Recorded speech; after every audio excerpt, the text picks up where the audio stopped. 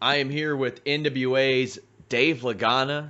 Dave, NWA 70 in the books, 10 pounds of gold continuing to be a success. How you feeling after all this?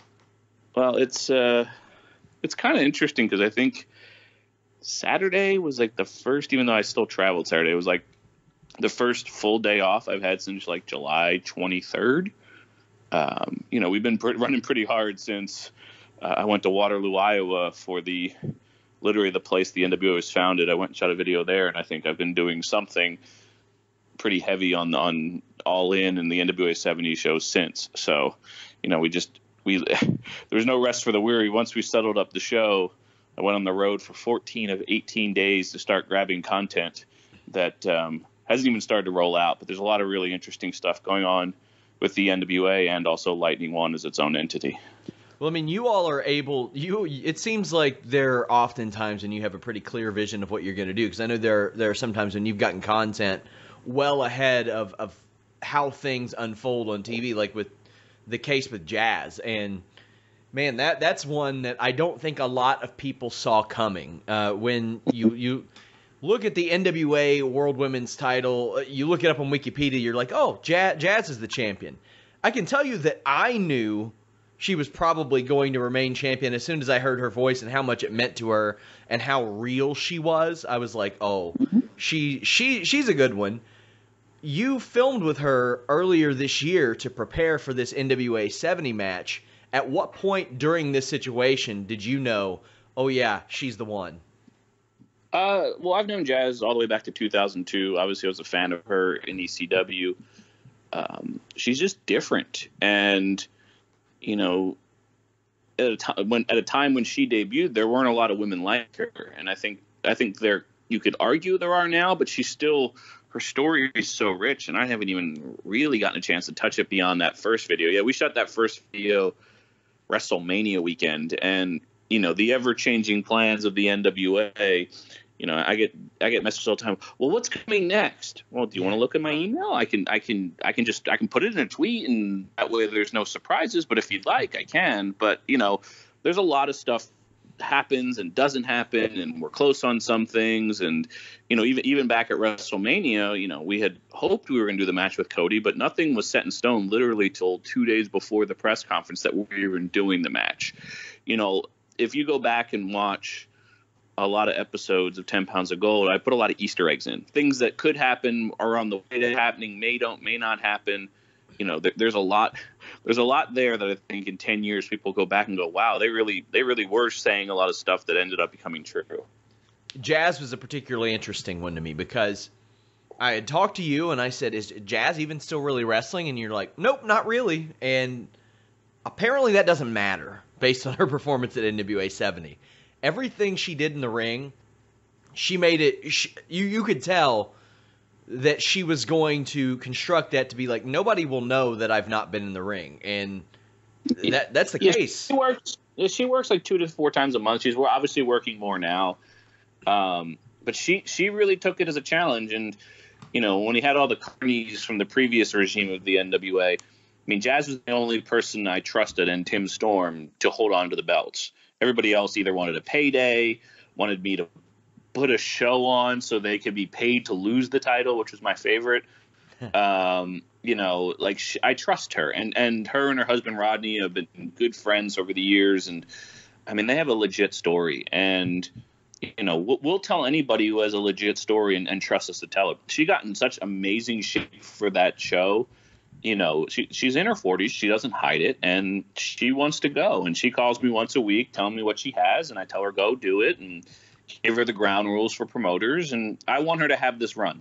Cornette talked about it. She's been champion for 700 some odd days. And so this is her journey moving forward. And it's going to be different than the Tim Storms and Willie Mack. She's going to be sort of telling her own, and we'll roll it into our world as it deems fit. I was speaking to a prominent indie name, and we kind of agreed. Based on her performance in NWA 70, she seems like she's going to be the female version of PCO, where you believe everything she does. She's going to get this resurgence. I mean, just a few days later, she had a match with Jordan Grace, who was about to get a big push on Impact Wrestling TV. Did you expect that kind of performance out of Jazz at NWA 70th? Because you could tell by that in-ring work how much that meant to her. Yeah, she. I think it bothers her that she is not part of the call that gets called to WWE. You know, I don't want to speak for her, and obviously I know there were extenuating circumstances. I think that's the wrong word. Extenuating, but yeah. Extenuating. That's a word too that I can't spell. But she, you know, she was very ahead of the game as far as a style that now is very accepted. And she has a chip on her shoulder. And so when the opportunity came, and again, she waited 1 year. She was very patient. You know what I mean? A lot of people wouldn't have been patient. A lot of people weren't patient with us. I get a lot of people who, anytime we put up, we're looking for something, I hear from, and then I never hear from them again. And I say, oh, have you checked out what we're doing? They're like, no. I'm like, okay, cool. Why would I use you? If you're not interested in what we're doing, you know, if you're just looking for a booking, that's fine. There are plenty of people who do bookings. We do something a little different here. And those who've participated, those who've played along have benefited from it. She's one of them. Did you expect her to call out the NWA World's Champion? Yeah, I think she did not understand what that was supposed to be. Yeah. She was supposed to say she wants her own 10 pounds of gold. Sure. Not the 10 pounds of gold. Well, given her history, I mean, a lot of people were like, yeah, okay. And it was fine. But in reality, she was supposed to demand her own 10 pounds of gold. I think it got off in the translation. And then the announcer harbored it home. We don't really want to do intergender wrestling. You know, we just think it's, you know, if there's somebody that can fight guys, it's definitely Jazz, but that wasn't the direction we want to take her. She was more supposed to stand up for, you know, the lines we gave her, the direction was that she wanted her own 10 pounds of gold, which she really does. The belt she has is not as good as the one Nick has. You know what I mean? And she believes she deserves one equally as good. So that was sort of the direction it was supposed to go, and it's all good. There was an issue at the end of that match where where there was a 3 count that wasn't. What exactly happened there? Do you know what kind of communication was made after that situation unfolded? I'm not sure exactly what happened, and I'd leave it to those in the ring to discuss. You know, it happens. You know what I mean? And I don't know if Earl, she got her shoulder up and on one side and Earl didn't see it. I don't know. It was a little. It was a day that I wish we could have a little bit more time. You ever wish you had 5 more minutes in your day?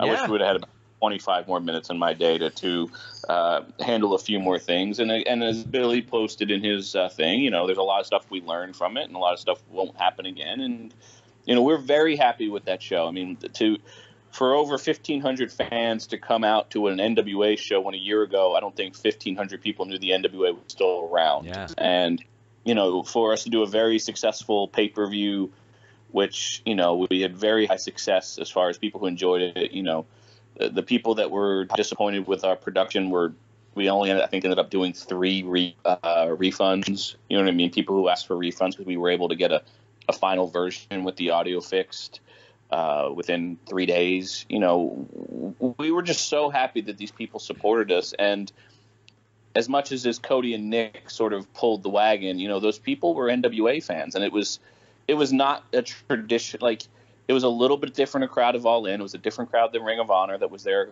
a couple months earlier. It was, you know, we were very happy with the all-around event. And you spoke about the audio issues, the production issues. So much of the NWA is built on production right now, and specifically what you do. So as that's going on, what's going through your head? I mean, obviously, it's not a pleasant thing to deal with. No, and it was just more. The production team was not upfront about the quality of the person doing the audio board. I guess the person they had backed out, and they did not tell us until after. So it just would, if they would have been upfront, we would have altered the show or made sure other stuff. In reality, you know, it happens. Fuck, it happened on Evolution. You know what I mean? It happens all the time on all television, you know, and I see a lot of armchair people on Twitter who can barely get 140 characters out who critique, which is fine. You know, if they paid and they weren't happy, we were happy to give a refund to anybody. You know, we worked very diligently to fix it, and you know, we've already made strategic deals that will upgrade everything across the board moving forward. So when you all acquired the NWA, there are hundreds of titles in this company's history. Hundreds, like from all around the world. How many did you actually acquire? We acquired 7.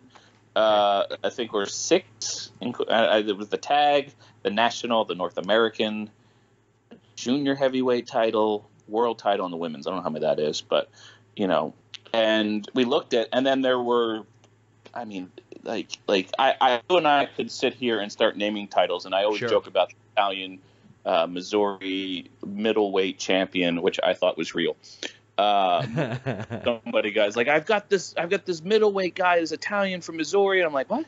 That's a title, and like I literally went out and saw him wrestle, and I was like, oh, it's just the Missouri middleweight champion. I'm like, is there that many middleweights in Missouri that we have to recognize who the best one is? But okay,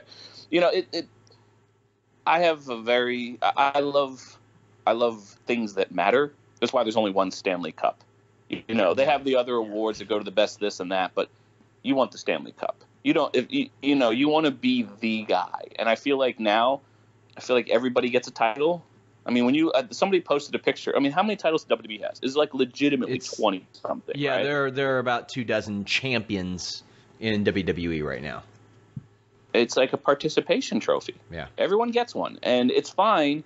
But I remember going to SummerSlam 1990, and I got to see not 1 but 2 title changes, and it was the greatest moment of my life up until that point, and it still might be, And now there's so many, and we were even hesitant to bring back the national title, but we thought it was the right time, and same with the women's, and everyone, it's okay, great. Well, what other titles are you bringing back?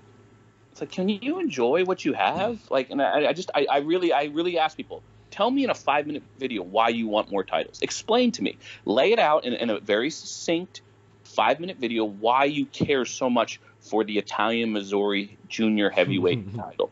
And if you can, I will listen to your pitch. But otherwise, it's just, and then there's a whole belt collector world, which was why we released the national title the way we were, because trust me, we knew what people's reaction would be, because belts are like Donald Trump.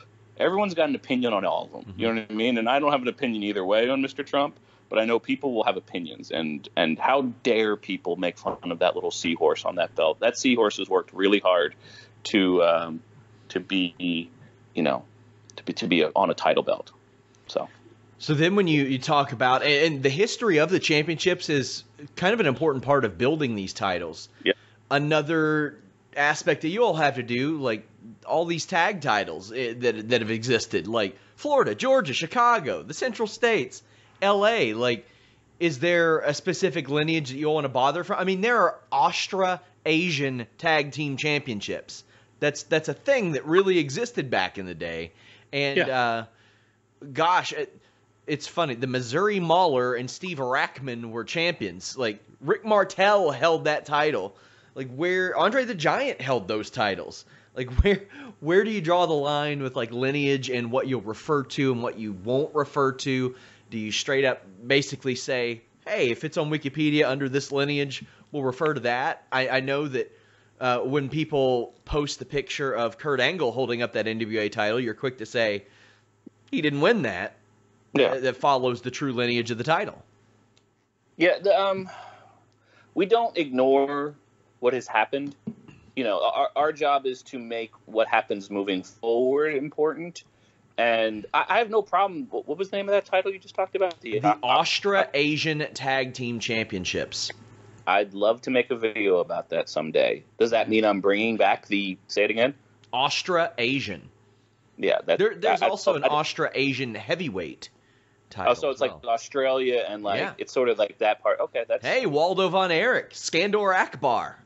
But that's great. I'm very happy that at the time, it's interesting. I love exploring, like going to see Jim Cornette and him showing me the pay sheets for St. Louis in 1982, and there's a lot you can learn from that. Meaning, those guys knew in those days that their value was based on the house. They were paid on. I think the top guys got 66% of the 33% that was set across for the guys.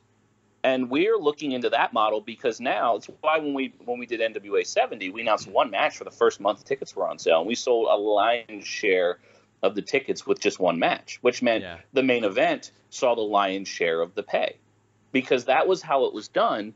So when a guy comes to me and says, "Oh, well, my rate's this," okay, but you didn't sell any tickets. Why is your rate this? Just because people pay it? You know, we want to explore a business where the business is still the number one part of the business, and you know, we want to help talents show their value. And I think Nick Aldis has been the number one guinea pig to this. You know, a year and 2 months ago, Nick Aldis was out of the wrestling business, and now he is traveling the globe into his basically second year as world champion. You know, he was in 2 matches that grossed over $500,000 at the gate for the world's title, you know, in the last 6 months. You know, these are real business numbers, and people will try and knock it down, but it's legitimate. We're a brand that did not exist. I mean, today is, I don't know if you're posting this today or not, 1 year ago today, Tim Storm and Nick Aldis happened, a match that took everybody by surprise, based upon, you know, 10 pounds of gold, which at the time had done 4 episodes, and today we have put up episode 41. You know, what we have shown is consistency builds a business, and that's been our direction, and it's going to work because we have no choice for it not to work. But we've committed to providing a consistent story in a place that people can consume it however they want. Yeah, and you mentioned possibly telling a story of those Austra-Asian tag team titles. That's kind of the beauty of what you're doing. If you decided that you wanted to do a once weekly or once monthly tale of each of these titles, well, you're not going to run out of content anytime soon. Nope. You're not going to run out of episodes anytime soon, and people love to hear the history of that. Your business model has proven that it has like a deliberate pace and that compelling performers can generate interest in the NWA. Has working on this been more challenging than what you did with creative teams, or is it easier because you kind of get to put your vision out there?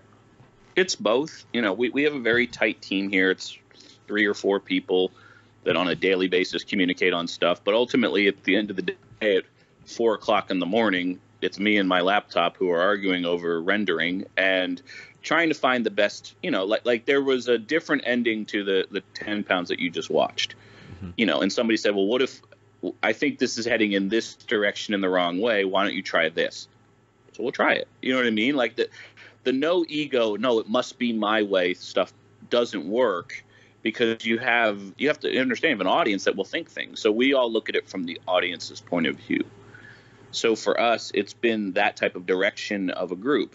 Now, for the last 14 days, I've had to sort of paratrooper into content with.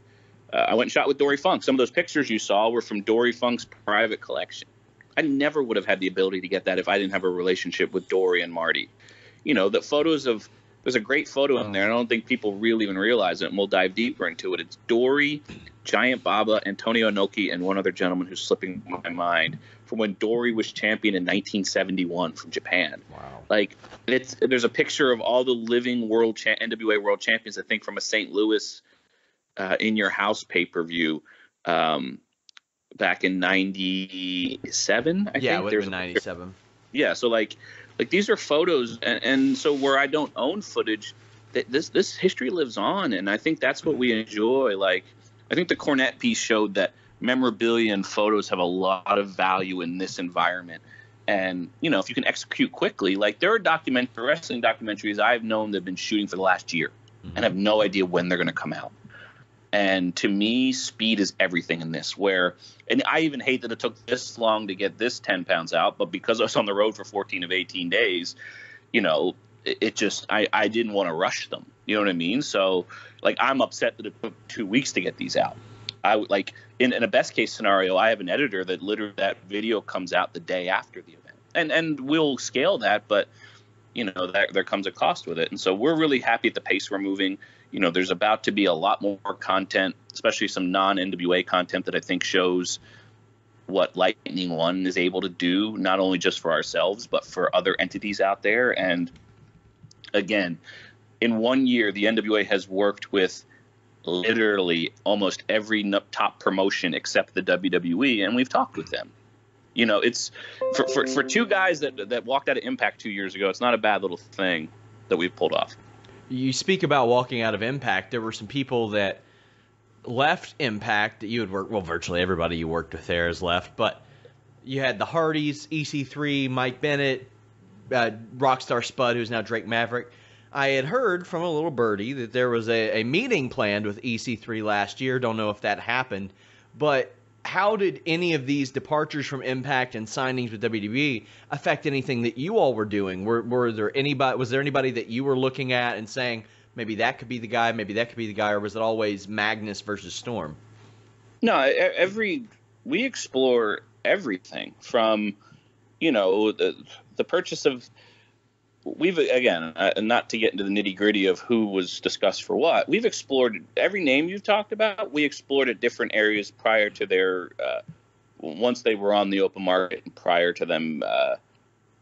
You all discussed Norv Furnham and made him a star on your show, and it worked. Peter, I love Peter's an amazing talent that the world, I don't think, has really fully taken in. And what's funny is Norv Furnham and Dewey were supposed to have a much larger role at Impact. To roll back for a second, they were supposed to, I mean, they had a great 2-month run, and we were going to do sort of a Big Bang Theory with them, a knockout, and the knockout didn't get it. She thought we were making fun of her. I was like, okay, so we didn't do the story, which is fine. But again, Peter works real hard. He trained David Arquette, you know what I mean, for this run that he's doing. Like, he is a high quality talent that got 3 very good matches out of Tim Storm. Like, he is very good. And everybody that you mentioned, I have a very strong personal relationship. I mean, it's no secret that Drew McIntyre or Drew Galloway, the Galloway documentary was the pilot for 10 Pounds of Gold. Mm-hmm. We had Drew, when he left Impact, he had to make a decision what he wanted to do. There was a small window that obviously that closed very quickly on that. But Drew loves 10 Pounds of Gold. There's no secret to that, because he loved the original concept. And I don't know what talent wouldn't, because it allows them to be authentic. In an era where everyone complains about writers, and I used to be a writer, and I still, by the way, give a line or two here and there, because guess what? We all need being produced. This format, it's funny. Here we are 41 episodes and a year later, and nobody's copied it yet. I was surprised. You know what I mean? Nobody has really tried to explore this, and we're still in a world where wrestlers send 140 to 280 characters, and that's the amount of promotion they put into themselves. When you mentioned that, nobody's copied that format, and obviously Lucha Underground has their own, but I see them saying, well, we might do a season 5, we might not, we can't adjust the budget.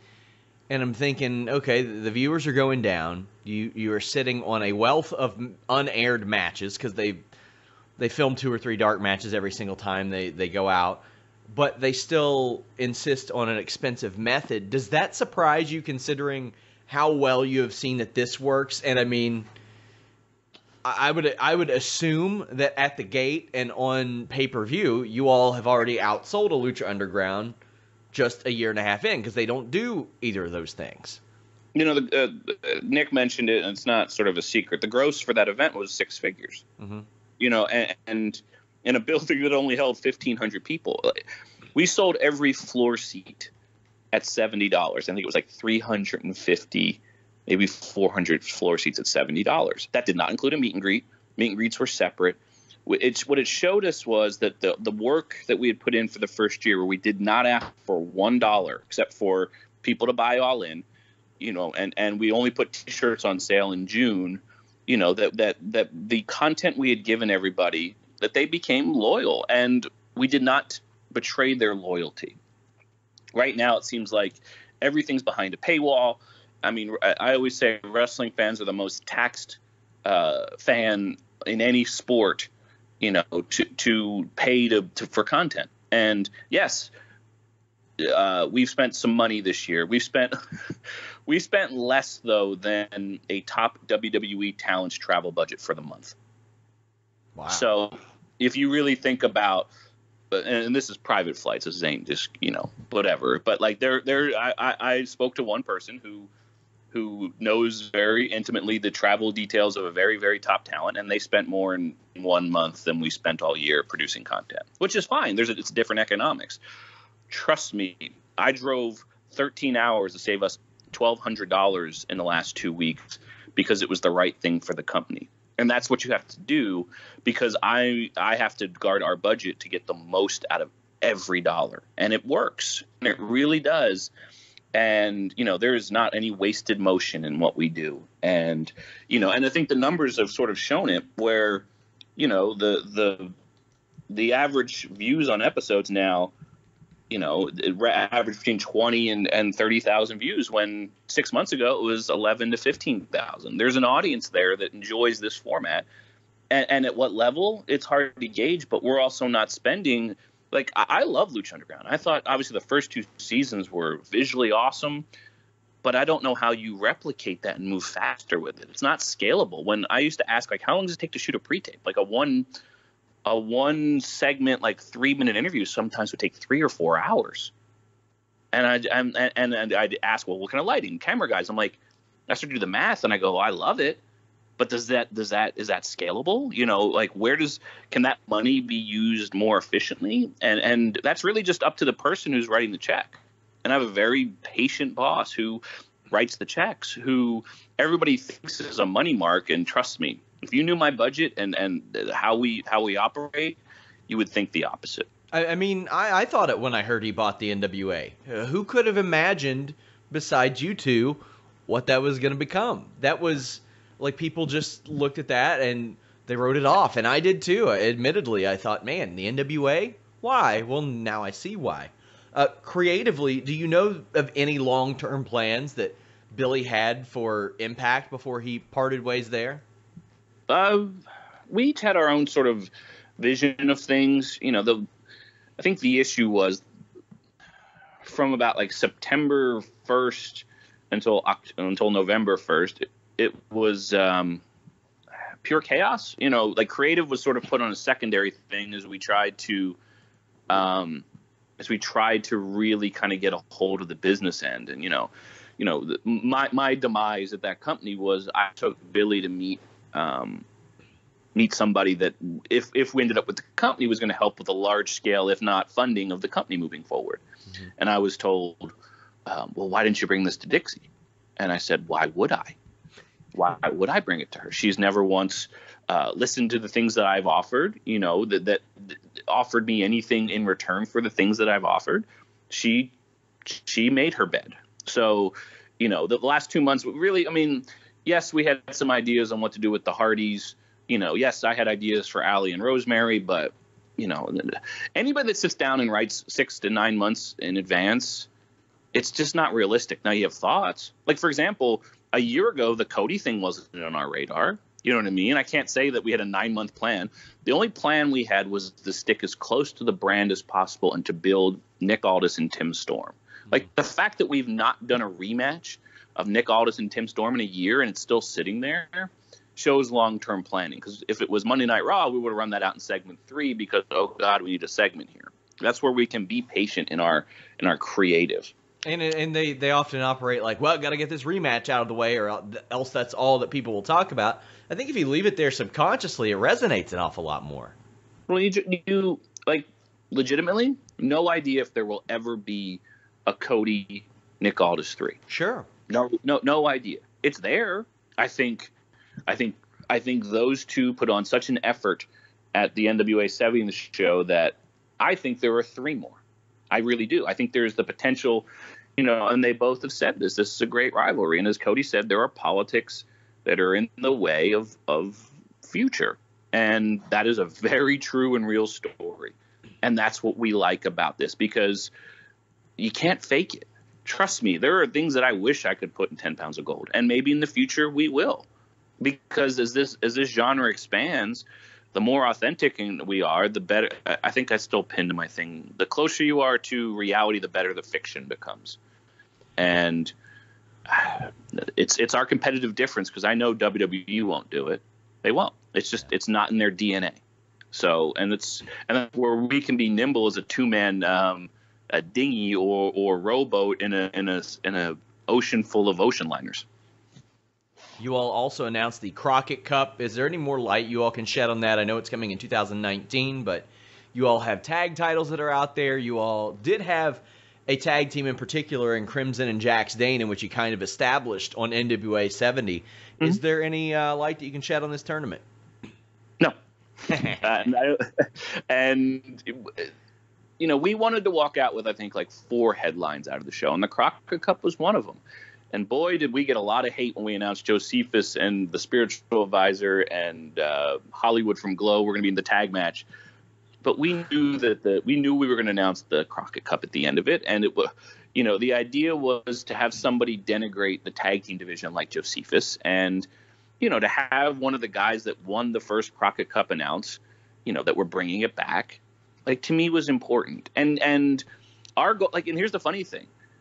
It only happened 3 times, but there's such an energy around it that we want to be truthful to what it was, honor the format that existed in a way that is scalable in 2019. And, you know, we're looking at various plays and, you know, we want the best of the best. I've gotten a lot of emails from a lot of people that want to be in the Crockett Cup, and that's great. That's important. It shows the value, but we want the best of the best. And that's what the original, if you go back and look at the original one, I think the first one and the second one, I think the third one kind of got all a little wonky. But the first 2 were really kind of focused. I think the first one is one, I think Mid-South and Crockett. And I think there was a Japan team. I think Giant Baba was in the finals or the semifinals of the first one. Maybe Tiger Mask. I have to look it up. But it's an interesting idea, but it's tied to our history. And I think that's where, you know, back to the national title, which used to be the Mid-Atlantic U.S. title, we like touching our history. And for once now in 2019, history isn't written by the winners. The fact that we can tell a historical story without, I don't need the footage, because pictures and just the humans that exist or the people that were there, you know, that's the interesting part of this sort of, I call it a backpack culture, where I can walk in with a backpack and create anything anywhere. All I need is the environment and the talents. And we can tell really compelling stories. And the thing is, there are question marks who's going to be in this tournament, because sure. I can tell you that was one of the hot topics on our live chat when we did our NWA 70 post show. People immediately ran to the NWA tag title Wikipedia, and they're like, who was a champion? Who could they possibly do? And I mean, you've got some former tag team champions that are still working out there, even like the Headbangers. You've got the Heat Seekers, who people don't know how those titles were taken off of those guys. They don't know if that was amicable or not. People don't know how that relationship either dissolved or led to them not being in a position like Tim Storm was in. You've got like Ten Cozy, who were NWA tag champions. Killer Elite Squad. Like there are a lot of teams that people are like, could they be in it? Will they go a completely different route? Are you leaning one way or the other? I think it'll be the best 12, 24, 48, 64. I'm not going to settle on a number until we know the scale of the event. But I think if you look at the makeup of the people that were on NWA 70, and there were a few that were here, I'll answer half of a question you just said. All 7 of those championships that we acquired in June or July when we officially acquired it, I called all of the people that had those titles. Every one of them stated exactly what was going to happen. The promoters have their licenses, even though none of them could produce for me executed copies of their licensing agreements, which was hilarious, which meant I could have stopped it immediately because they didn't have actual licensing agreements executed. I said, you're more than welcome to continue taking bookings as the champion up until this date, which was September 20, whatever. I said, at that point, most likely I'm going to have you send me the titles back, and then we will decide which ones we reboot and when. I said, and if you play ball, you'll get an at-bat. Everyone that appeared on NWA 70 were the people that wanted the at-bat. Everybody else was selfish or went into business for themselves or demanded a payday. So it should answer your question on or did not communicate clearly enough or come to us in that. Barrett Brown's an interesting one because he was on NWA 70, but he didn't have his title.